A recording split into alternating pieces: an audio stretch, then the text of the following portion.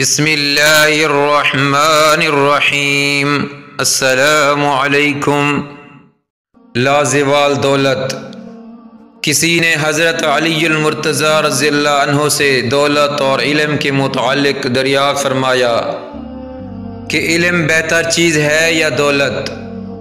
حضرت علی المرتضی رضی اللہ عنہ نے فرمایا علم بہتر ہے، اس لیے کہ دولت قارون و فرعون کو ملتی ہے اور علم پیغمبروں کو ملتا ہے۔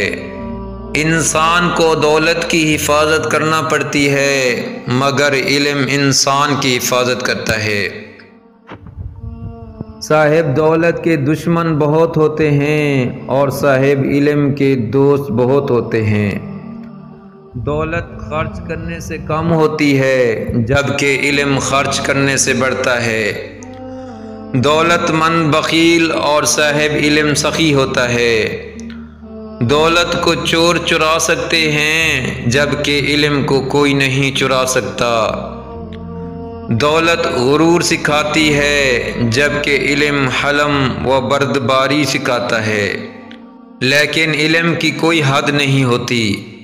ایک بے مثال شہید۔ جنگ احد میں جب دونوں فوجیں لڑ رہی تھیں، گمسان کا رن تھا، کان پڑی آواز سنائی نہ دیتی تھی۔ ایک نوجوان رسول اکرم صلی اللہ علیہ وسلم کی خدمت میں حاضر ہو کر کہنے لگا، اے رسول خدا صلی اللہ علیہ وسلم، پہلے میں اسلام لاؤں یا قتال کروں؟ آپ صلی اللہ علیہ وسلم نے فرمایا، پہلے اسلام لا پھر قتال کر۔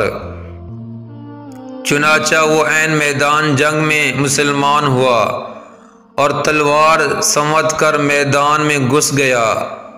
جنگ ختم ہوئی اور 70 مسلم شہیدوں کی لاشیں میدان سے اٹھائی گئیں تو ان میں سے اس خوش قسمت کی لاش بھی تھی۔ حضور اکرم صلی اللہ علیہ وسلم نے اس کے متعلق فرمایا، اس نے عمل تھوڑا کیا اور اجر زیادہ پایا۔ صحابہ رضی اللہ عنہ اس بے مثال شہید پر رشک کیا کرتے تھے۔ حضرت ابو ہریرہ رضی اللہ عنہ اپنے شاگردوں سے پوچھا کرتے، بتاؤ وہ کون سا شہید ہے جس نے ایک نماز بھی نہ پڑھی اور سیدھا جنت میں چلا گیا؟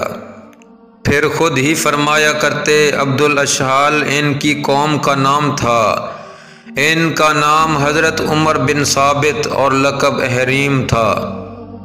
میرے پیارے دوستو، اس ویڈیو کو زیادہ سے زیادہ شیئر کریں اور اس چینل کو سبسکرائب کریں۔ جزاکم اللہ خیرا۔